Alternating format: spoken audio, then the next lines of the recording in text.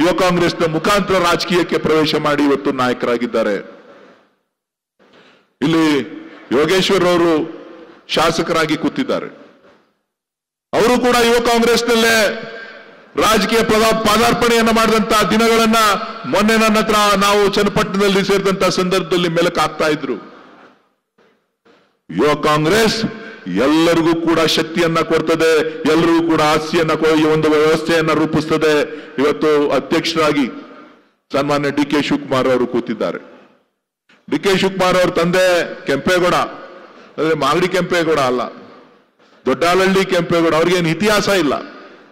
ಇವತ್ತು ರಾಜೀವ್ ಗಾಂಧಿ ಅವರು ಶಕ್ತಿಯನ್ನ ತುಂಬಿ ಯುವ ಕಾಂಗ್ರೆಸ್ಗೆ ಅಧ್ಯಕ್ಷರನ್ನ ನೇಮಕ ಮಾಡಿ, ಇವತ್ತು ಜಿಲ್ಲಾ ಯುವ ಕಾಂಗ್ರೆಸ್ನ ಅಧ್ಯಕ್ಷರನ್ನ ಮಾಡಿ, ಪ್ರಧಾನ ಕಾರ್ಯದರ್ಶಿಯನ್ನ ಮಾಡಿ, ವಿವಿಧ ಹುದ್ದೆಗಳನ್ನ ಕೊಟ್ಟು ಶಾಸಕರನ್ನಾಗಿ ಮಾಡಿ, ಇವತ್ತು ಪಕ್ಷದ ಕೆಪಿಸಿಸಿ ಅಧ್ಯಕ್ಷರನ್ನ ಮಾಡಿ ಈ ರಾಜ್ಯದ ಉಪಮುಖ್ಯಮಂತ್ರಿ ಆಗಿದ್ದಾರೆ ಅಂತ ಅಂದ್ರೆ ಅದಕ್ಕೆ ಕಾರಣ ಯುವ ಕಾಂಗ್ರೆಸ್. ಯುವ ಕಾಂಗ್ರೆಸ್ಗೆ ಶಕ್ತಿ ಇಲ್ಲ ಅಂತ ತಿಳ್ಕೋಬೇಡಿ, ಯುವಕರಿಗೆ ಶಕ್ತಿ ಇಲ್ಲ ಅಂತ ತಿಳ್ಕೋಬೇಡಿ. ಇಲ್ಲಿ ಇಬ್ಬರಿದ್ದಾರೆ ವೇದಿಕೆ ಮೇಲೆ, ಬಾಲಕೃಷ್ಣರವರು, ರೇವಣ್ಣ ಅವರು. ಬಾಲಕೃಷ್ಣ ರೇವಣ್ಣ ಇಬ್ರು ಚುನಾವಣೆಗೆ ನಿಂತಿದ್ರು. ಬಾಲಕೃಷ್ಣನ ರೇವಣ್ಣನ ಮೇಲೆ ಯಾಕೆ ಗೆಲ್ಸಿದ್ರು ಅಂತ ಬಾಲಕೃಷ್ಣ ಯುವಕ, ಆ ಯುವಕನನ್ನ ಬೆಂಬಲಿಸಬೇಕು ಅಂತೇಳಿ ರೇವಣ್ಣನ ಸೋಲ್ಸಿದ್ರು. ಇಲ್ಲಿ ಯೋಗೇಶ್ವರ್ ಅವರಿದ್ದಾರೆ, ವರದೇಗೌಡರನ್ನ ಸೋಲ್ಸಿದ್ರು.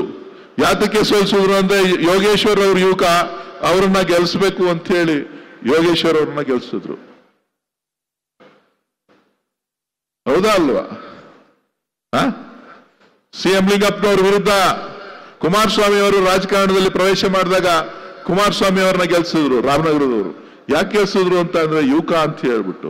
ಆ ಯುವಕರ ಶಕ್ತಿಯನ್ನ ಕಡೆಗಾಣಿಸ್ತಕ್ಕಂತ ಈ ಜನತಾದಳಕ್ಕೆ, ಭಾರತೀಯ ಜನತಾ ಪಕ್ಷಕ್ಕೆ ತಕ್ಕ ಪಾಠವನ್ನ ಮುಂದಿನ ದಿನಗಳಲ್ಲಿ ಈ ಜಿಲ್ಲೆಯ, ಈ ರಾಜ್ಯದ ಜನ ತಕ್ಕ ಪಾಠವನ್ನ ಕಲಿಸ್ಬೇಕು ಅಂತ ಹೇಳಲಿಕ್ಕೆ ಬಯಸ್ತೇನೆ. ಯುವಕರನ್ನ ನೀವು ಕಡೆಗಾಣಬೇಡಿ.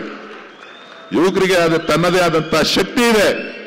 ಯುವಕರು ಈ ದೇಶವನ್ನ ಕಾಯ್ತಾ ಇದ್ದಾರೆ. ಈ ಸಿಂಧೂರಕ್ಕೆ ಶಕ್ತಿಯನ್ನು ತುಂಬಿರ್ತಕ್ಕಂಥದ್ದು ಯಾರು ರಾಜಕಾರಣಿಗಳಲ್ಲ, ತೀರ್ಮಾನ ಮಾಡ್ತಕ್ಕಂಥವರಲ್ಲ.